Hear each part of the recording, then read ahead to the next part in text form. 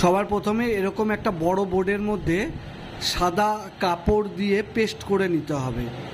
তারপর যে বাঁধনিটা করা হয়েছে এরকম ছোট একটা নিতে হবে, নিয়ে এইভাবে এটাকে ঠিক মিডিলে আঠা দিয়ে আটকে নিতে হবে, ঠিক এইভাবে থাকবে। এবার আমরা এই যে চারিপাশটা আছে, আমরা এই যে পুট্টি আছে ওয়াল পুট্টিটা ভালো করে মিক্সড করব এরকম কোনো একটা পাত্রে, তার সাথে একটু ফেভিকল আঠা দিয়ে দেবো, দিয়ে আমরা এই জায়গাটা একটা টেক্সচার তৈরি করব।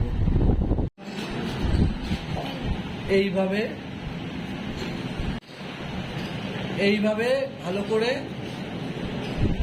জল দিয়ে এটাকে পাতলা করতে হবে। খুব থিকনেসটা খুব পাতলাও হবে না, খুব মোটাও না, ঘনত্বটা বুঝে নিতে হবে। এটা এবার বোর্ডের মধ্যে পেস্ট করতে হবে। কীভাবে করতে হবে দেখাচ্ছি। এইবার আমরা যে মিশ্রণটা করেছি দেখুন একদম পাতলা হয়ে গেছে।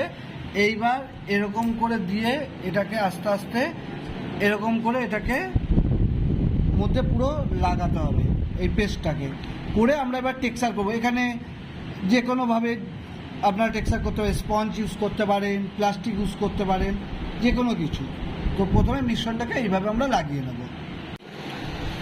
এইবার এইভাবে প্লাস্টিক দিয়ে আমরা কি করছি, টেক্সচার তৈরি করে নিচ্ছি। দেখুন এইভাবে টেক্সচার তৈরি হচ্ছে। আর এই যে এইভাবে প্লাস্টিকটাকে এরকম করে নিতে হবে।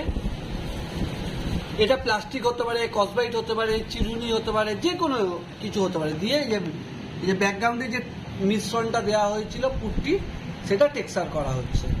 এইভাবে টেক্সচার দেওয়া হবে। এটা এইভাবেও দেওয়া যেতে পারে, যে যেরকমভাবে খুশি। এটা লাগানো হচ্ছে টেক্সচারটা, ঠিক আছে, এইভাবে লাগানো হচ্ছে। এটা এইভাবে এটাকে করে টেক্সচার দিতে হবে। এবার যে যেভাবে পারেন টেক্সচারটা তৈরি করে নেবেন।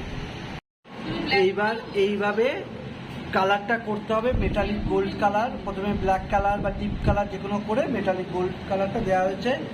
তারপর একটু ফিনিশিংয়ের জন্য দেখুন একটা বার্নিশ দেওয়া হচ্ছে।